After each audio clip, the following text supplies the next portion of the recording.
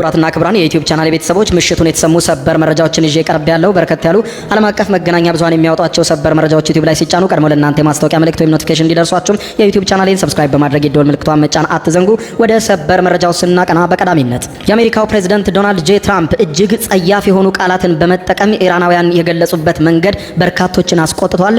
ትራምፕ ጸያፍ የሆኑና አሁን በሚዲያ ሊጠሩ የማይችሉ ቃላትን በመጠቀም የተናገሯቸው ነገሮች አነጋጋሪ በሆኑበት በዚያው መግለጫቸውም ላይ ከነገ በስቲያ ማለትም የፊታችን ማክሰኞ እጅግ አደገኛ ነገር ጠብቁ፣ በኢራን ውስጥ ምንም አይነት ድልድይ፣ ምንም አይነት የነዳጅ ማጣሪያ፣ ምንም አይነት የኃይል ማመንጫዎች አይኖሩም፣ ሙሉ በሙሉ ተረት እስኪሆኑ ድረስ አጠፋቸዋለሁ የሚል መግለጫ ሰጥተዋል። በዝርዝር የፕሬዝዳንቱን መግለጫ የማስደምጣችሁ ይሆናል። በሌላ በኩል ደግሞ ክቡራን አድማጮች እንዲሁ ኢራን በዛሬው ዕለት ምሽት የጦር አዋጅ አውጃለች። ይኸውም ከዛሬ ምሽት ጀምሮ ጥቃት መሰንዘር የጀመረች ሲሆን በኩዌት የውሃ ማጣሪያ ላይ ድጋሚ ጥቃት ፈጽማበታለች። ኩዌት በጥቃቱ እጅግ በጣም እንደደነገጠች የገለጸች ሲሆን ጥቃቷን በዚህ ያላቆመችው ኢራን በተባበሩት አረብ ኤምሬትስ የነዳጅ መሰረተ ልማቶች ላይ ከአሜሪካ ግንኙነት ያላቸው ትልልቅ መሳሪያዎች ላይ ጥቃት እንደምትፈጽምም ገልጻለች።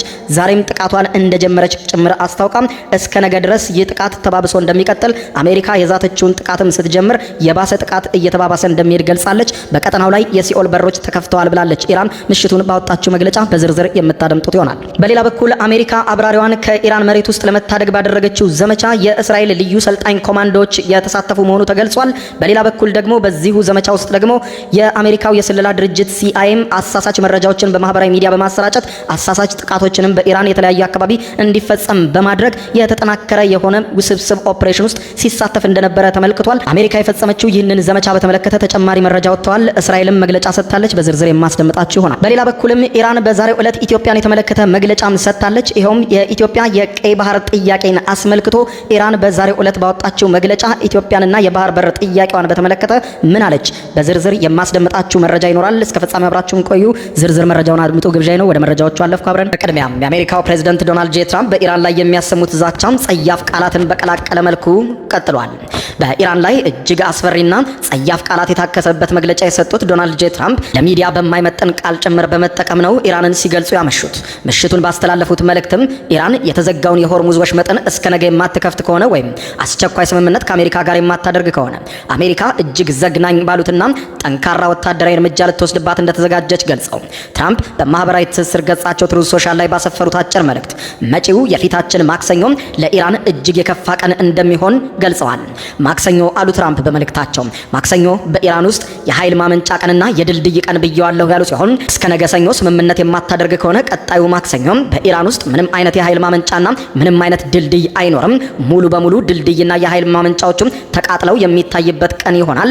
አንድ ቀን የቀረው እንደዚህ አይነት ነገሮቻችሁን ማየት ካልፈለጋችሁ በስተቀር በአስቸኳይ ስምምነት ላይ ድረሱ ብለዋል። የፕሬዝዳንቱ ቁጣ በዚህ ብቻ አላበቃም። በዓለም ላይ ጣጣ እያመጣ ያለውን ያንን የተረገመ ወሽመጥ በአስቸኳይ ክፈቱ እናንተ ሲሉ ኢራናውያንን እጅግ ጸያፍና ለሚዲያ በማይመጥን ቃላት የጠራ ሲሆን አለበለዚያም በገሃነም ውስጥ ትኖራላችሁ፣ ዝም ብላችሁ ብቻ ሁኔታውን ተመልከቱ፣ የማደርጋችሁ ነገር ዓለም አይቶ የማያውቅ ነው ብለዋል። የዓለም መሪዎችና ታዛቢዎችም በመልእክቱ እጅግ በጣም እንደደነገጡ የገለጹ ሲሆን ፕሬዝዳንትን በማይመጥን መልኩ ኢራናውያንን የገለጹበት በሚዲያ የማይጠራ ጸያፍ ቃል ጭምር በመጠቀም መግለጻቸውን ፕሬዝዳንቱን በከፍተኛ ሁኔታ እንዲተቹ አድርጓቸዋል። በሌላ በኩል የአሜሪካ ጸያፍ ቃላት ጭምር የታከሉበትን የፕሬዝዳንቱን ዛቻ ተከትሎ ኢራን እጇን አጣጥፋ አልተቀመጠችም። የኢራን እስላማዊ አብዮታዊ ዘብ በአሜሪካና እስራኤል ለደረሰበት ጥቃትና ወደፊትም ለሚከፈትበት ጥቃት አውዳሚ የአጸፋ እርምጃ ከዛሬ ጀምሮ መጀመሩን አውጇል። ምሽቱን ባወጣው መግለጫ የኢራን መንግስታዊ የዜና ወኪል የሆነው ታስኒም ይፋዊ መግለጫውን ምሽቱን ያስተላለፈ ሲሆን አብዮታዊ ዘቡ በባህረ ሰላጤው ሀገራት በተለይም በባህሬን በኩዌትና በተባበሩት አረብ ኤምሬትስ በሚገኙ ከአሜሪካ ጋር ግንኙነት ባላቸው የነዳጅና የፔትሮሊየም እንዲሁም የውሃ ተቋማት ላይ ከባድና የተቀናጀ ጥቃት መፈጸም መጀመሩን ምሽቱን አውጇል። የኢራን ሚዲያዎች ይህንን እርምጃ የመጀመሪያው ምዕራፍ ሲሉ የጠሩት ሲሆን ጥቃቱ የተፈጸመው እስራኤል ኃላፊነቱን በወሰደችበት የደቡብ ምዕራብ ኢራን ማሻር በሚገኘው የፔትሮሊየም ኮምፕሌክስ ላይ ለደረሰው ጥቃትና አሜሪካን በካራጅ በተሰኘው ከቴሄራን ውጪ በሚገኝ ቁልፍና በመካከለኛው ምስራቅ የሚገኝ ረጅም ድልድይ ላይ ላደረሰችው ጥቃት የተሰጠ ከባድ አጸፋ ምላሽ መሆኑን አብዮታዊ ዘቡ በታስኒም የዜና ወኪል በኩል ምሽቱን ባወጣው መረጃ አረጋግጧል። አክሎም ከአሜሪካ የሚሰነዘር ማናቸውም ጥቃት ያለ ምላሽ እንደማይታለፍ ገልጾ አሜሪካ እስካሁን ለሰነዘረችውና ነገም ከነገ በስቲያም እሰነዝረዋለሁ እያለች ለምትዝተው ማናቸውም ዛቻን ከዛሬ ጀምሮ ባወጅ ነው ሰፊ ጥቃት መሰረት በመካከለኛው ምስራቅ የሚገኘው የነዳጅ መሰረተ ልማቶችና ወደቦች እንዲሁም ድልድዮችም ሙሉ በሙሉ ከጥቅም ውጭ እናደርጋቸዋለን ሲል ዝቷል። ከባህረ ሰላጤው ሀገራትም ባለፈም አብዮታዊ ዘቡ በሰሜናዊ እስራኤል ሃይፋ ከተማ በሚገኝ የነዳጅ ማጣሪያ ላይም ጥቃት መፈጸሙን የገለጸ ሲሆን ይህንን የሃይፋ ጥቃት በተመለከተ መረጃው እስካሁን በእስራኤል በኩል አልተረጋገጠም። በሌላ በኩል ኢራን ከፍተኛ ጥቃት የፈጸመችው በኩዌት ነው። በዛሬውም ዕለት ጦርነቱ የሰውን ልጅ የመኖር ህልውና ወደሚፈታተንበት ደረጃ ደርሷል የሚሉት መገናኛ ብዙሃን ከኩዌት ሲቲ ለአልጀዚራ ዘገባውን ያቀረበችው ጋዜጠኛ ማሊክ ትራይና እንደገለጸችው በኩዌት በሚገኙ ሁለት የኤሌክትሪክ ኃይልና የባህር ውሃ ማጣሪያ ተቋማት ላይ ዛሬ ከፍተኛና አውዳሚ ጥቃት ተፈጽሟል ያለች ሲሆን በዚህም ምክንያት ሁለት የኩዌት የኃይል ማመንጫ ክፍሎችም ከስራ ውጭ ሆነዋል ብለዋል። በባህረ ሰላጤው ሀገራት የውሃ ማጣሪያ ተቋማት ለህይወት ቀጣይነት እጅግ ወሳኝ ሲሆኑ በኩዌት ደግሞ ከመላው ዓለም በተለየ መልኩ ህዝቡ የሚጠጣው 90% ውሃ የሚገኘው እነዚህ በኢራን የተመቱት ተቋማት ከውቅያኖሱ ውሃ እየወሰዱ ጨዋማውን እያጣሩ በሚያቀርቡት ንጹህ ነው። ስለዚህም በእነዚህ ተቋማት ላይ የተፈጸሙት ጥቃት ለኩዌትም እጅግ አስደንጋጭ ሆኗል። በቀጠናው ለሚገኙ የመካከለኛው ምስራቅ ሀገራትም ከፍተኛ የሆነ የጥቃት ስጋት እንዲገባቸው አድርጓል። የአልጀዚራዋ ጋዜጠኛ በዛሬው ዕለት የሆነውን ከኩዌት የዘገበች ሲሆን እዚህ ኩዌት ውስጥ የገሃነም በሮች የተከፈቱ ያክል ነው እየተሰማን ያለው በማለት ገልጸዋለች። ይህ የሆነው የትራምፕ የ48 ሰዓታት ቀነ ገደብ እያለቀ ባለበትና ኢራን በተመታች ቁጥር አጸፋውን በባህረ ሰላጤው ሀገራት ላይ እንደምትወጣ በተደጋጋሚ በተረጋገጠበት ሁኔታ ውስጥ በመሆናቸው ትራምፕ ምሽቱን ያስተላለፉትና ከነገ በስቲያም ኢራንን አወድማታለሁ ያሉትን ዛቻም ተከትሎም ኢራን ብቻ ሳይሆን በዚህ ዛቻ መሸበር ያለባት ኩዌትና የመካከለኛው ምስራቅ ሀገራቶች ናቸው። ምክንያቱም ኢራን በተመታች ቁጥር የከፋ በትር በመካከለኛው ምስራቅ ሀገራት ላይ እያሳረፈች ነው ብለዋል። ሌላኛዋ ከባድ ተጠቂ ሀገር የሆነችው የተባበሩት አረብ ኤምሬትስ ናት። የተባበሩት አረብ ኤምሬትስ መከላከያ ሚኒስትር ሀገሪቱ እያስተናገደች ያለውን ከባድ የሚሳኤልና የድሮን ውሽንፍር የሚያሳዩ ቁጥራዊ ሪፖርቶችን ይፋ አድርጓል።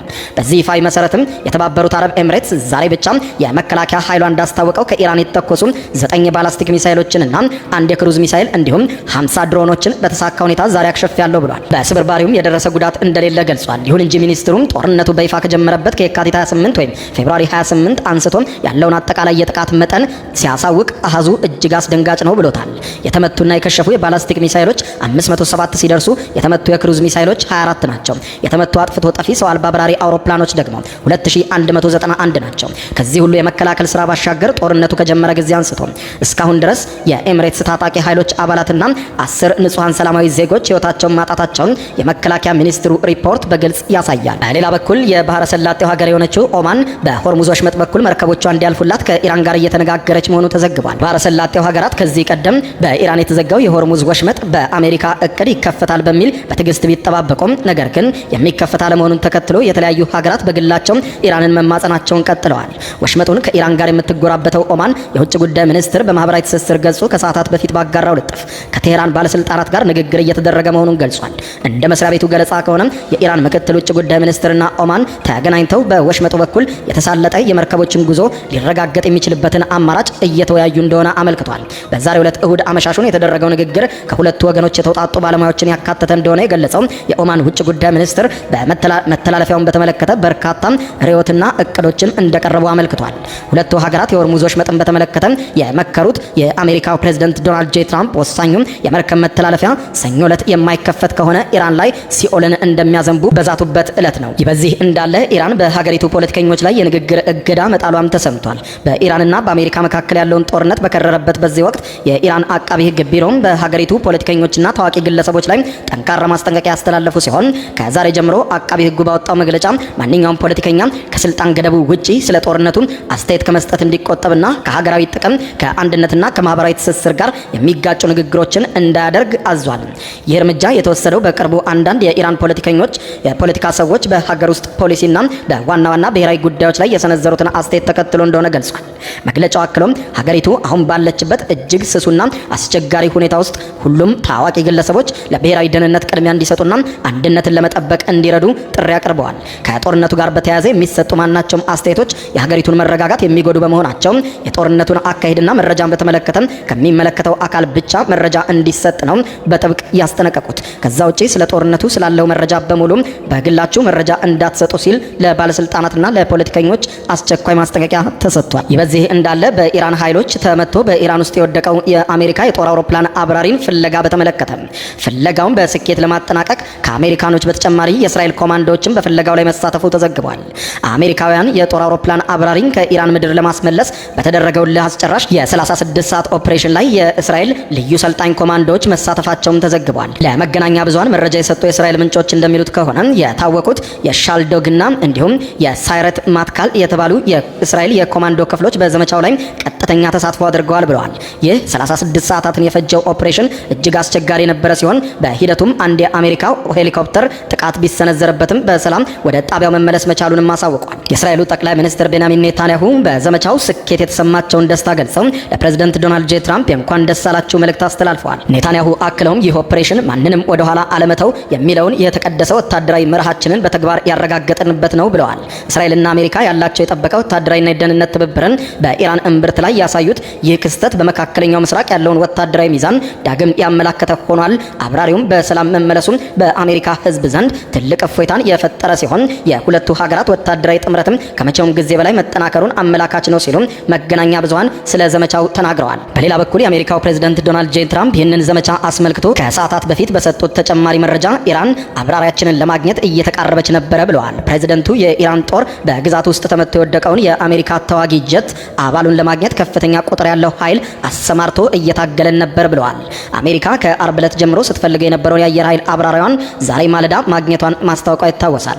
ትራምፕ በትሩዝ ሶሻል ማህበራዊ ሚዲያ ገጻቸው ባሰፈሩት አዲስ መልእክት ላይ ደግሞ በከፍተኛ ሁኔታ የተጎዳውንና እጅግ ጀግና የሆነውን የኤፍ-15 አባል መኮንን ከኢራን ተራሮች ጥልቅ ውስጥ ታድገን አውጥተነዋል ብለዋል። ፕሬዝዳንቱም እጅግ የተከበረ ኮሎኔል ሲሉ የገለጹት ወታደር የኢራን ጦር አጥብቆ በብዙ ቁጥር እየፈለገ ነው እናም እየተቃረበ ሊይዘው ነበረ፣ ነገር ግን እኛ ከጠላት ጉሮሮ መንጭቀን አወጣ ነው ሲሉ ተደምጠዋል።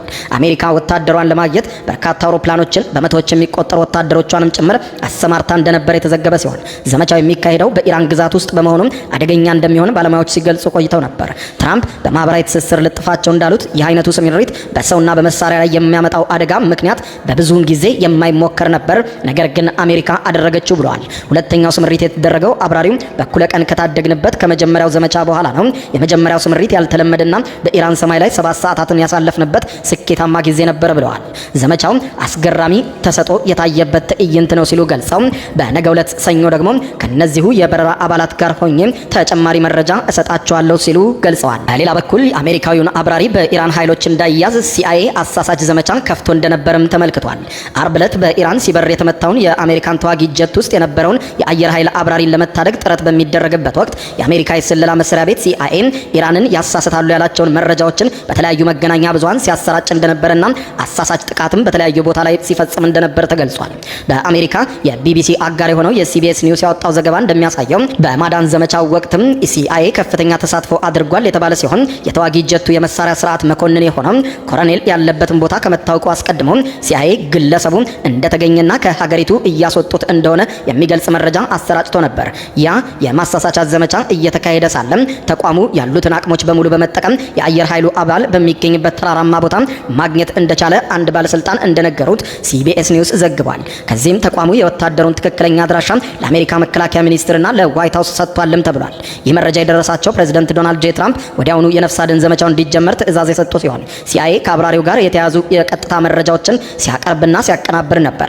ትራምፕ ዛሬ በማህበራዊ ትስስር ገጻቸው ባሰፈሩት ጽሑፍም በሰጠሁት ትዕዛዝ መሰረት የአሜሪካ ጦር በዓለም ላይ እጅግ ገዳይ የሆኑ መሳሪያዎችን የታጠቁ በርካታ አውሮፕላኖችን ልኳል ብለው ነበር። ፕሬዝዳንቱም የአብራሪውን መገኘት ባስታወቁበት በዚያው ልጥፋቸው ወታደሩ ጉዳት ቢደርስበትም ደህና እንደሚሆን ገልጸዋል። እንደ ሲቢኤስ ኒውስ ዘገባ ከሆነ በኤፍ-15ኢ ሁለተኛ መቀመጫ ላይ የነበረው የመሳሪያ ስርዓት ባለሙያም የተጎዳው ጀቱ ከተመታ በኋላ ወደ ላይ ተስፈንጥሮ በሚወጣበት ወቅት ነው።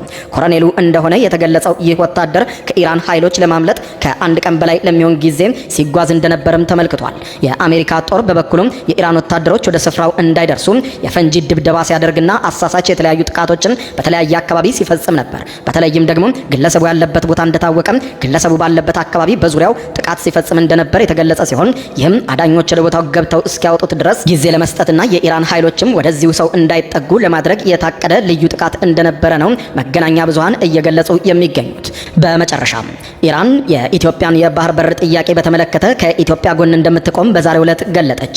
በኢትዮጵያ የኢራን ባለሙሉ ስልጣን አምባሳደር የሆኑት አሊ አክባር ራዛኒ በዛሬው ዕለት በጽህፈት ቤታቸው በሰጡት መግለጫ ኢትዮጵያ የባህር በር ለማግኘት የምታደርገውን ጥረት ተገቢና የሚደነቅ መሆኑን ኢራን በልበ ሙሉነት ታምንበታለች፣ ከኢትዮጵያም ጋር ትቆማለች ብለዋል። አምባሳደሩ የሀገሪቱን ወቅታዊ የኢኮኖሚ እድገት፣ የህዝብ ብዛትና የባህር በር መዳረሻ እንዲኖራት የግድ እንደሚል አጽንኦት ሰጥተው ይህ ኢትዮጵያም በቀይ ባህር ላይ የምትፈልገው የባህር ፍላጎት በሰላማዊ መንገድ በድርድር እንዲሳካም ኢራን ማናቸውንም አይነት ድጋፍ ለኢትዮጵያ መስጠቷን ትገልጻለች ብለዋል። ሂደቱ ለቀጠናው መረጋጋት፣ ለኢኮኖሚም ትስስር ወሳኝ መሆኑን አመልክተው ኢትዮጵያ የጠየቀችው ጥያቄ ትክክለኛና ኢራን በሙሉ ድጋፍ የምትሰጠው የምታምንበት ነው ብለዋል። የኢትዮጵያ መንግስት ጥያቄውን በዲፕሎማሲያዊ መንገድ ለመፍታት የሚያሳየው ቁርጠኝነትም የሚመሰገን መሆኑን የጠቀሰችው ኢራን ድርድሩ ለሀገሪቱ ዘላቂ ዋስትና በሚሰጥ መልኩ መከናወኑ ለቀጠናዊ ትስስር የላቀ ፋይዳ እንዳለው አስረድተዋል። ይህ የኢራን ይፋዊ ድጋፍ ኢትዮጵያም በአፍሪካ ቀንድ ያላትን ጂኦፖለቲካዊ ተጽዕኖ ለማጠናከር ለምታደርገው ጥረት ትልቅ ዲፕሎማሲያዊ ግብዓት እንደሚሆን ይጠበቃል ሲሉ ነው በመግለጫቸው አምባሳደሩ የገለጡት። ክቡራን አድማጮች ለሰዓቱ ብታደምጧቸው መልካም ናቸው ያልኳቸው አጫጭር መረጃዎች የሰማችኋቸው ናቸው። ከሰዓታት በኋላ በሌላ መረጃ ተመልሰን እስከምንገናኝ በያለንበት የዓለም ዳር ቸር እንቆይ።